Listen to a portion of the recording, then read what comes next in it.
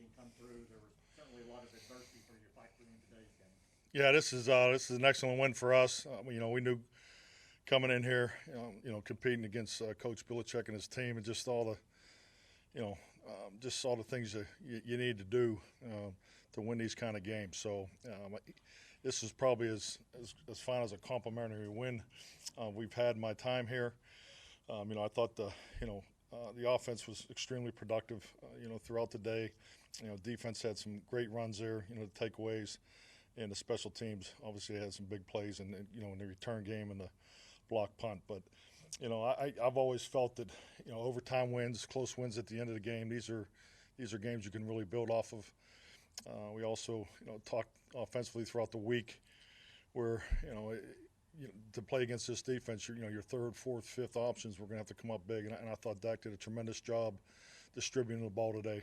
And I think all five receivers, both tight ends, the backs. I mean, everybody touched the ball in a passing game, and we were able to stay after with a healthy run game. So we knew it was going to be a challenge. We wanted to be aggressive. That was our mindset coming in here. So this is an excellent win for us. How would you characterize all the big plays this season? Thought he was on fire, playing with great confidence. You see last week, and it just clearly went to another level this week. So CD was huge today. Not only with the route running and the catching, but the yards after catch, and particularly yards after contact. So I thought CD had a huge day for us. You were talking about the offense being productive. I think you had a chance to score on your last 5 possessions. The only thing that broke that was the missed field goal. So can you just talk about Dak a little more specifically, just the game he had and managing it after that rough first half? Yeah, definitely. I mean, it just every game's different. Every stadium's different. I'm a big believer in from an emphasis perspective about ebb and flow of the game. It was a kind of a quicker clock, slower spots. The point I'm going here is just the herky jerkiness, the penalties, the big penalties. We had a number of major penalties, and I just thought Dak did a tremendous job with pace of operation and just really just keeping our whole the whole system of play entry, and just kept charging, kept playing, and that's a big part of our success. Just his approach and his efficiency. So can't say enough about Dak Prescott. Just the way that ball was being distributed, and the calmness and the confidence he had in the pocket. I thought our pass protection was excellent. But we knew this was going to be a dogfight. We knew this was going to be a huge challenge coming in here, and I really do. You need these kind of wins during the course of a season. So I think this one could definitely pay forward for us.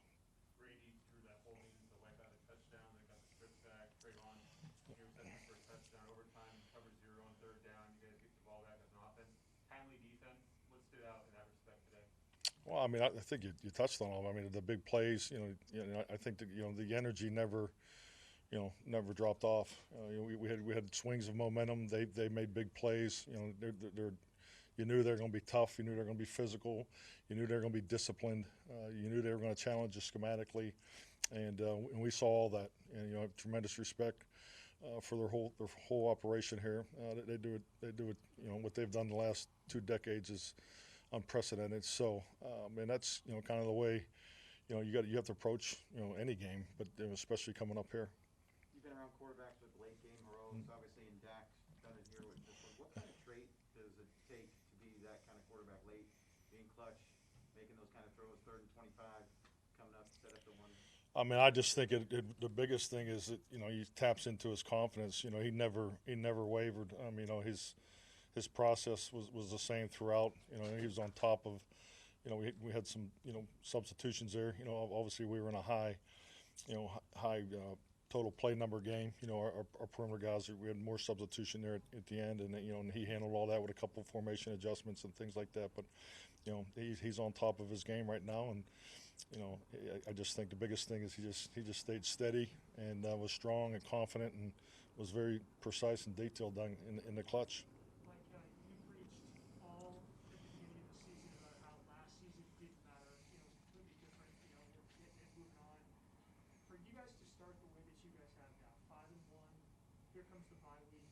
How crucial was it for you and for this group and the morale and confidence to know that last year wasn't the rearview mirror, to play as well as you have here the first month and a half? I mean, I can't speak for the whole locker room, but I think I'd be correct in saying, we don't even talk about last year. We don't think about last year.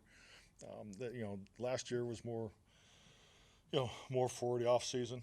You look at our roster. We've had tremendous amount of change on our roster. So, it's last year was a learning experience. I talked about knowledge and experiences that you encounter, throughout this game, and our guys we've had a very, very productive start to the season, and the most important thing is for us to stay on top of ourselves, Scott, and not waver. I mean, these guys have really prepared the right way, so handling success. We just took another step with another win in the way we won, and where we won, and we need to handle that, and this is my first time going through it with this team, and that's really where my focus is, and I think it's clearly in their focus. What have you thought about Cedric Wilson's, and particularly on that fourth down play for Dak to go to him? Well, I think it's just a little bit of what I was talking about. We talked all week that just from the few times I've had a chance to go against the Patriots, you have to have more than one or two perimeter players if you think you're going to have a productive day. So we went in here clearly with the mindset of it didn't matter who was at X, who was at F, who was at Z. It didn't matter which back was in the game. It didn't matter which tight end was in there, and we were going to challenge them schematically, try to defeat their leverage and go play, and knowingly to have success that your third, fourth, fifth, ever how you view them, your receivers, those guys needed to make plays today, and that was a big part of it. And frankly, that's the way we want to play quarterback. We don't want to worry about where the ball goes. We want to line up, play to our time clock, play to our rhythm, and I think this is a result of it when you're hitting. Mike, what is the challenge? What is the challenge in preparing for this Patriots defense?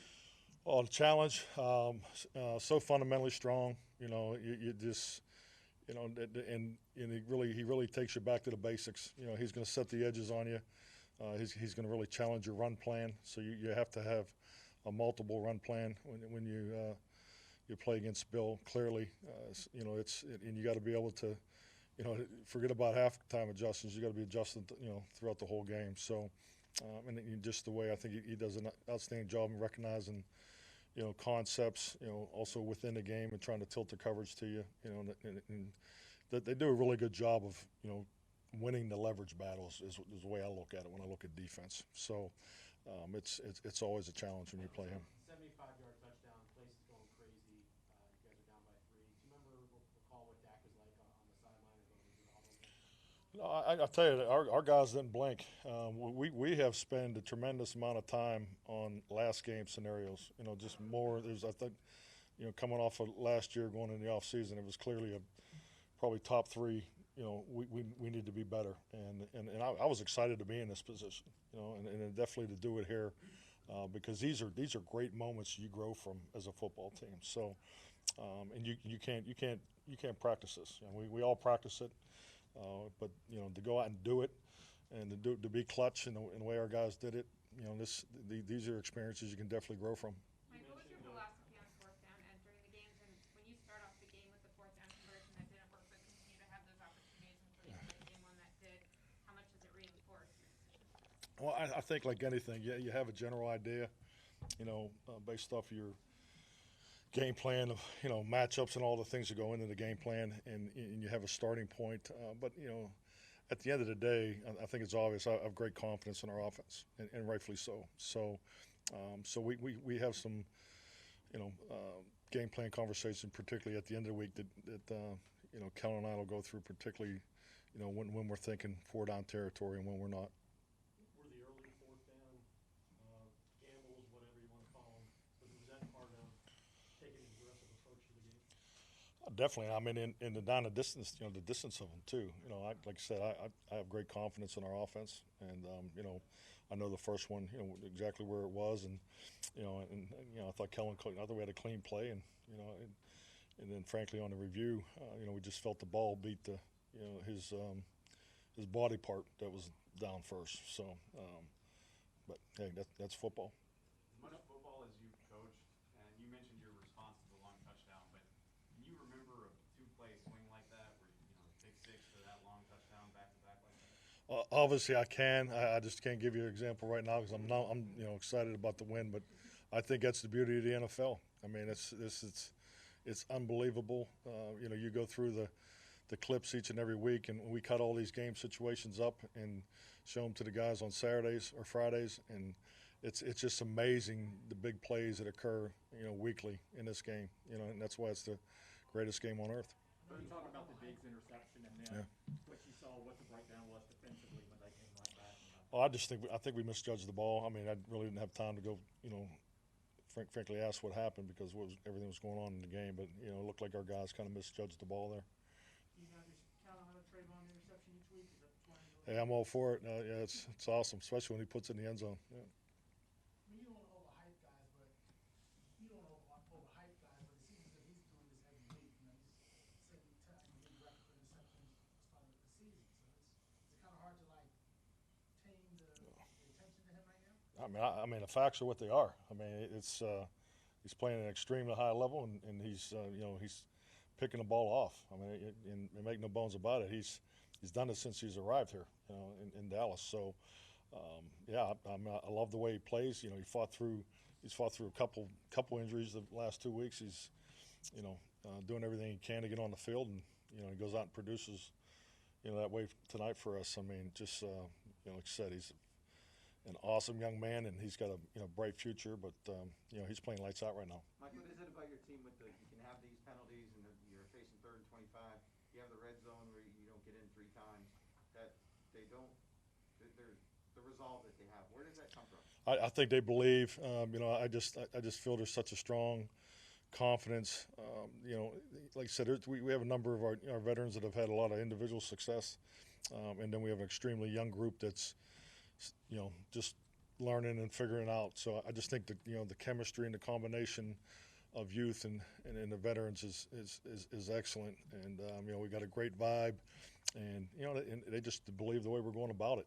We practice these end of the game situations, and frankly, it's great to it's like anything in this game. It's great to really work on certain things, and then when you get the opportunity in the game and you get the results, I mean, it's very gratifying. But this is a big win. This is a confidence win for us. We needed this, and this is definitely a nice step in the right direction. With all the situations you practice, are there rhymes and reasons to it, or historical markers behind why you say, okay, 24-20, 1:12 to go, you're at the 35? Yeah, I just got, it's just like everything. Just when you think you've seen it all, you get a couple more situations that you haven't seen. I'm frankly going to really work on, critical situations, and then add a personal foul and holding on to it. So we haven't practiced that one yet, but we'll definitely get that on the list. Being undaunted in those situations, is that I'm sorry, I didn't. your team being able to be undaunted in those situations? Is that Dak Prescott? I mean, clearly.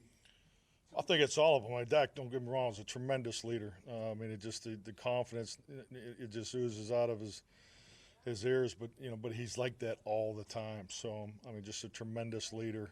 But our guys believe in what they're doing, how we're doing it, and you can see it the way they practice. I think the competitive periods that we're doing on Wednesday and Thursdays have been huge. Keeping that going because.